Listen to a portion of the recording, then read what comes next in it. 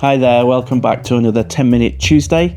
Now, if you're not familiar with this format, I do a 10-minute sketch and then a 10-minute paint.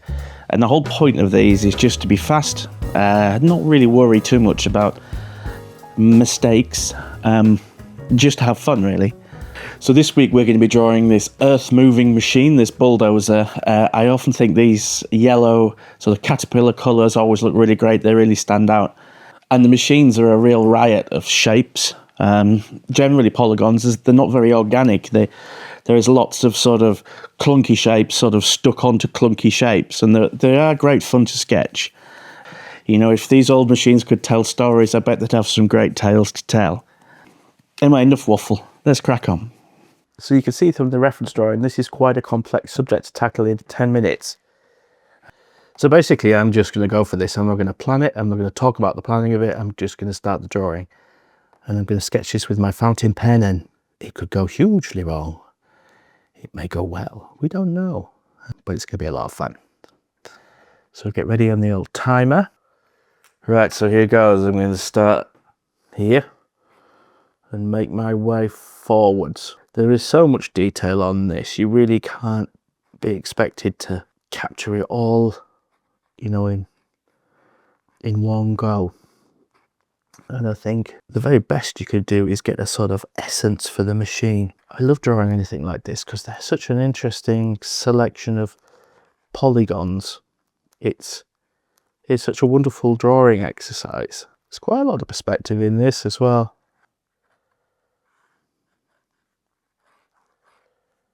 Oh, that's the wrong angle. So I'm trying to keep the nib on the page as much as possible. I'm trying to work fast. I'm purposefully trying to be loose. I really don't want to be accurate. Certainly not at this stage. I want to just make a bit of a mess. The problem with this, in a way, is there's too much to look at. You could get very easily bogged down in detail when what you need to be doing is just suggesting detail rather than sketching it all in. Okay, so let's do some of these tracks. So hard. We can see some of the mechanisms, but some of them are just covered in mud. You can't see them. And then here we have the buffet. I'm trying to be really purposefully quite sketchy so that I can go back and tidy up a bit. I need an extra link in there. Oh well, could just really leave that there. I quite like that just as it is. It's a bit wild, but we do have some other bits and bobs we can put in. We've got some lights at the back here. We've got a grill up here. We could put in some more of these cabin details. Add in a few extra chunky lines around the outside. Looks nice. Right, so lower the window down here. And there's loads of bits here. There's another light. We have the exhaust and then the hood comes out there. So on these hydraulic rams, there is all sorts of funny details, but I don't think there's going to be a lot of time for them. But I can suggest some stuff, like some hoses. There's another hose there. And then down here we have this caterpillar track. Oh, do you know what I might use for that? I might actually use my thicker pen for that. Oh, if it had any ink left in it, there we go. Well, that's not working so well. I think it might be running out of ink, or just this paper's quite thirsty. But anyway, I'll sort of give that a miss, I think. So there is these other bits of the track that sort of go down like that. But you can't really see them so well. You do see them on the bottom, however. Let's put a thicker line underneath that component. Okay, so here, this is a tooth wheel. We have some details there. Right, so what else can I put on this? Well, I've actually got 2 minutes. I've got quite a lot of time. So let's put on some like inspection panels. There's stuff here that have got some dots on them. Let's do some of this area here. We've got quite a big spoil heap here. And we also have some tracks, which are quite fun. And they come here as well. That's cool. And then we've got another spoil heap here. And then here we have actually a little bit of ocean. Got some trees. Let's put a lighthouse. My picture. I can put a lighthouse. Some more stuff here, and then all the way across here, they've got the ocean. I've got the minute. What can I do in a minute? Probably not a lot. Mix up some paint for the next stage. I'm going to call it actually at that. So I'm going to cheat and take some blue, get some blue ready for this sky. So for my sky here, I'm going to be a little bit crazy.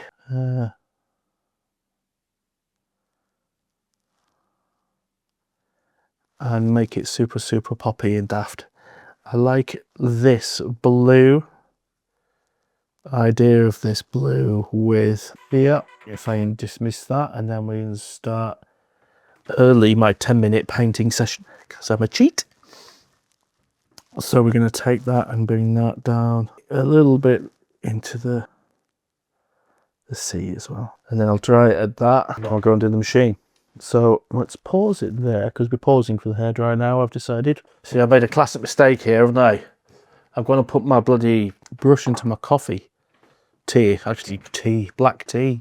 I'm going to mix up some yellow here for the actual body of the excavator. There's a bulldozer. So I'm going to just, it's slightly orangey version of the yellow, and I'm going to just whack it straight in. Not going to be too precious. There we go. Love the colour combination between that yellow and the blue sky. I think that's really strong. So I'm not mixing up too much paint because I don't really want to be messing around with loads of extra paint. Okay.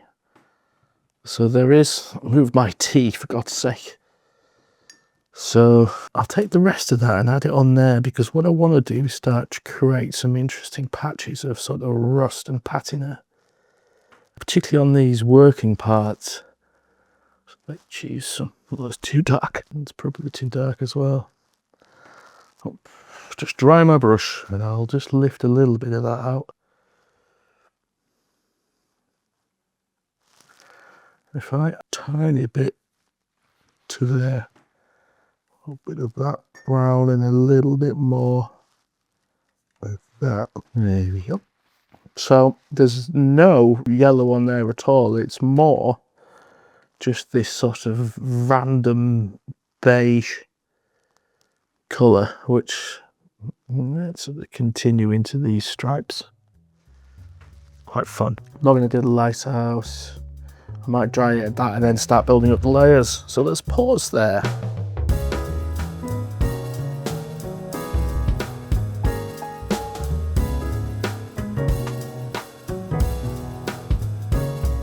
Finally, I want to just bolster up some of this lines around the outside. Well, this might be a mistake. I might regret this because I quite like it as it is, but we'll see. Again, it's a very stylistic thing. It doesn't need this.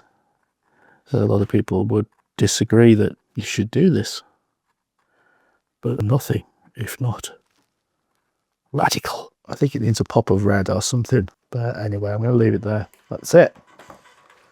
It needs a pop of red or a bit of colour or something in it. A bit two-tone. So there you go. I went a bit mad at the end and put in like a little, I went a bit crazy at the end and put in a little blob of red. I just think it needed a pop of something, but I'm not sure red's the right thing. But yeah, I like it. I'm not sure this is the right way to go when it comes to doing my other version. Whether it needs to be as loose as that, but I really like that symbiosis, if that's the right word, between the loose paint and the loose lines. It reminds me very much of my old career of industrial design, where I probably didn't draw as much as I should have done, really. But anyway, so that's a super fun, colourful, loose little sketch. I hope you enjoyed it. As ever, like, subscribe, check out my Patreon, it's in the profile. Thanks for taking the time to stop by and for staying to the end. We'll see you next time. Bye-bye.